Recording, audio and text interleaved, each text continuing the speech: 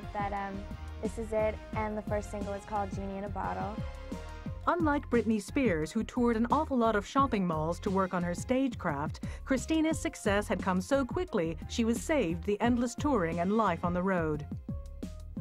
Until the time of her first record deal, Christina hadn't really had any singing coaching and had only a few months of dancing lessons. Christina's mile-high personality broke out of the pop formula of Genie and convinced us all that she had the makings of a superstar. I was signed to a contract, and within that year, like, Milan had to come first, and I had to do promotion for that.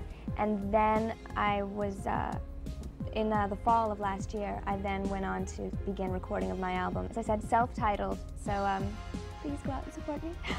Yeah, the first time I actually heard about her was she was on the Disney soundtrack of Mulan, and they were talking about it on the radio, and they said that she did a song which was really nice, very pretty. And the Genie in the Bottle did really well too. They were playing it all the time. Single sold out.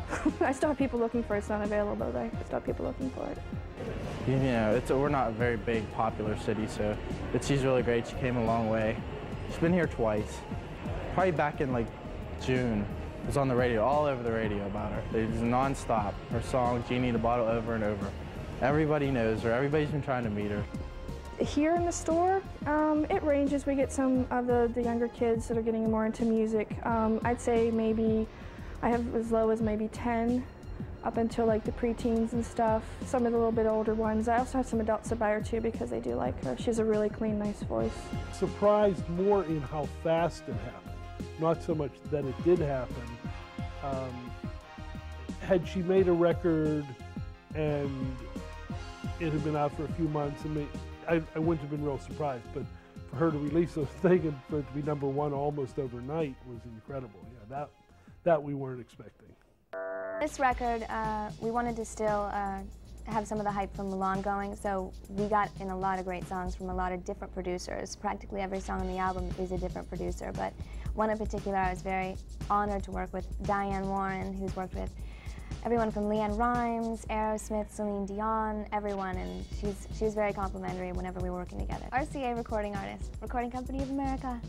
They do have their own ideas for you, you know what I mean? You know, sometimes I gotta get my manager to go in there and fight for something that I want in particular, you know what I mean? Like, they might, like, for instance, right now, we're sort of arguing over a song that I really want on the album, and they want it off to replace with another song that they might think would be more of a hit, you know what I mean? Whereas the other one I may feel more, you know, it's just... Well, I'll tell you this, the first time we played the song, it was on our night show. We played the song on a little feature and asked, you know, what do you think of this? And this girl's from Pittsburgh. Within 20 minutes of playing the song, Christina herself called the radio station because one of her friends here in town had heard it and called her wherever she was and said, hey, your hometown radio station's playing the song. The disc jockey that we had on the air didn't believe that it was Christina actually calling. She just thought, well, somebody was playing a joke on her. There's no way that happened. It didn't actually air the conversation, but we thought that was kind of neat that, you know, within just a few minutes she called. And that's when we brought her into town. The audience just kind of, you know, thought that was really neat that a girl from Pittsburgh, you know, there was the connection. She had been on the Mickey Mouse Club, but nobody really knew who she was. And they thought that was kind of neat that here's a girl that seems to be having some success nationally. And so it took, you know, not too long before we started getting, it became the #1 requested song on the station. And, you know, people were calling on a regular basis trying to see what's, you know, going on with Christina. But when I spoke to her, it was, Genie in a Bottle was already #1. It was right when she was becoming huge instantly. And she was very excited, you know, you could tell it was very, it's a very youthful sort of, I can't believe this is happening to me sort of excitement. So I'm excited.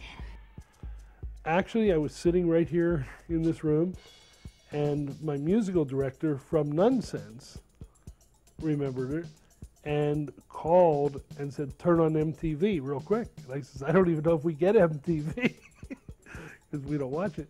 But we found, real quick, looked in the TV guide and found what station it was on and turned it on, and we saw her video. Well, saw about half of her video. And it was only, I guess it was either that day that or the next day that I called her mother and found out, well, you know, got an idea of what all was happening suddenly. immediately, the first time I heard it, I thought, well, we've got another Britney on our hands, another Britney Spears. But I was given an advance of the CD.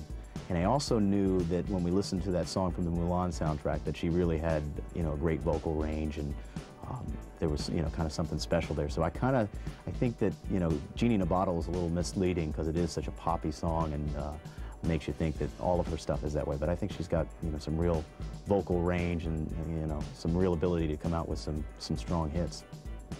You grow up fast. You grow up fast, you know, and it's hard sometimes being 18 in a business with 35-year-olds and up. You know what I mean? And sometimes it's hard to voice your own opinions whenever because, you know, they want to package you a certain way and change you.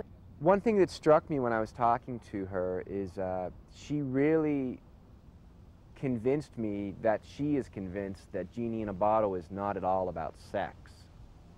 Like, to her, that's not a sexual song. And I think that's odd because, you know, it's obviously part of the appeal of the song is that it's this sexy, steamy song. And to her, she says, you know, she feels it's about empowerment and, you know, asserting your independence and saying, you know, you have to treat me right. I'm a woman, you have to treat me right. She was extraordinarily quiet. She seemed rather nervous when I interviewed her. I didn't see the razzle-dazzle that you see now. She has a sort of, I guess, an image or I think perhaps she's created a public persona of, which I think is natural. In that position, I saw her on the music awards, and she was very outgoing and very just excited and, you know, exuberant. And when I met her, she was in the confines of her home, surrounded by, you know, her younger siblings and her mom, and it was very different. She was rather shy and just unassuming. You know, I think she was actually sort of intimidated by me, which was, you know, unusual now when you see her on stage with Tommy Lee carrying on.